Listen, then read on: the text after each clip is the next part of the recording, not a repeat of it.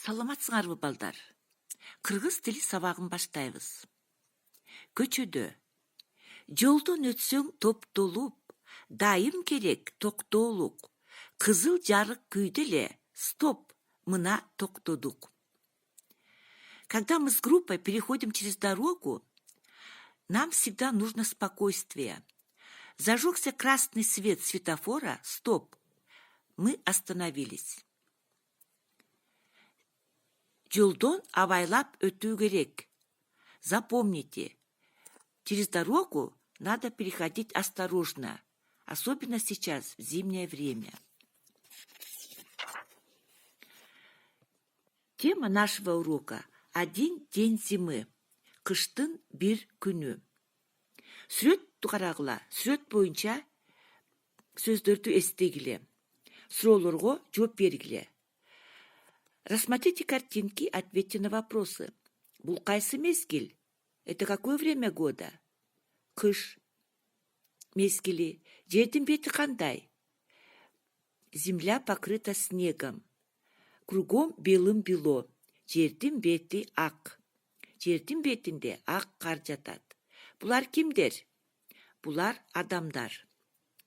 Бала эмне кылып жатат? Бала, что делает мальчик? Бала чоң апага жардам берип жатат.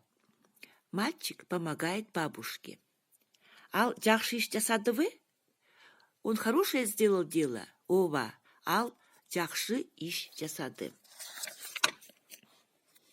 Экинчи көнүгүү. Текстти окуп, оюңарды айтып бергиле. Прочитайте текст и скажите свое мнение. Сегодня мы познакомимся еще с одним словом. Тайгак, скользко. Кыш. Азыр кыш мезгили. Сейчас время года зима. Жердин бети тайгак.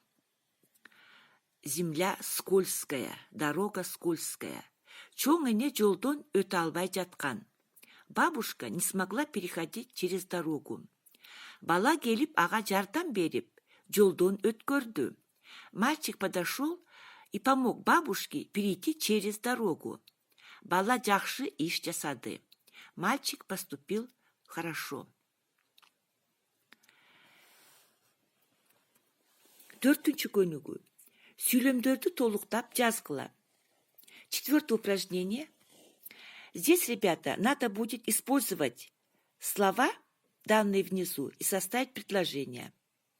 Кыш, суук, күн, кыш, келди, пришла зима, күн суук, день холодный, жердин бети тайгак, земля скользкая, кар жаап жатат, идет снег. Чоң эне дүкөнгө жөнөдү. Бабушка пошла в магазин. Ага бала жардам берди. Ей помог мальчик перейти дорогу. Бала жакшы иш жасады. Мальчик поступил очень хорошо. Үй тапшырма. Төртүнчү көнүгүү. Жана үчүнчү көнүгүү ырды жаттап алгыла.